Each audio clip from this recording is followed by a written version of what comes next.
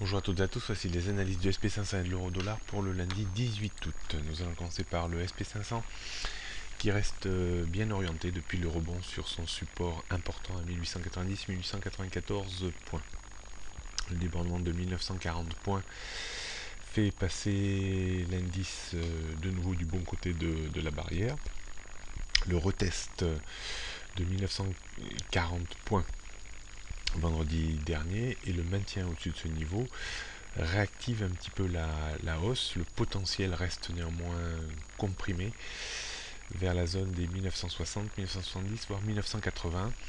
2000 points qui reste un objectif plus psychologique que technique pourrait bien entendu être atteint, mais attendons quand même quelques jours pour voir si cette reprise-là n'est pas destinée à revenir à proximité des points hauts pour repartir à la baisse de plus belle.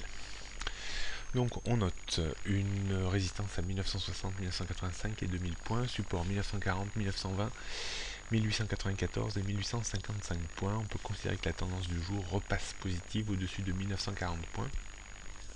On avait vendu entre 1940 et 1950 points. On mettra un stop à 1985 points et objectif 1901, 1860 points. Du côté de l'euro-dollar, reste non loin de ces niveaux bas, vers 1,3340, qui reste maintenant un niveau de support très important à court terme. On pourrait avoir une tentative de reprise de l'euro en cas de débordement de 1,3420, 34,30 et voir la parité revenir à proximité de 1,3480 voire 1,35. Donc beaucoup de prudence, même si la tendance de fond reste toujours baissière.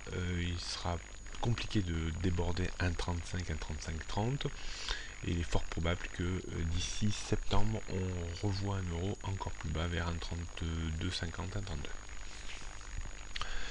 Au niveau des résistances, donc 1,3420 est la première forte résistance à surveiller avant 1,3450, 1,3480, 1,35, 1,3530. Au niveau des supports, 1,3340, 1,33, 1,3250 et 1,32, la tendance reste baissière en dessous de 1,3450. D'un point de vue stratégique, on pourra éventuellement prendre une petite position d'achat en cas de débordement de 1,34, 20, 25 pour viser 20-30 pips de reprise et on ne revendra à découvert soit beaucoup plus haut, c'est-à-dire vers 1,35, soit en cas de rupture de 1,3340 pour viser un retour à proximité immédiate des 1,33. Voilà ce que l'on pouvait dire aujourd'hui. Bonne journée à toutes et à tous. Prochaines analyses demain.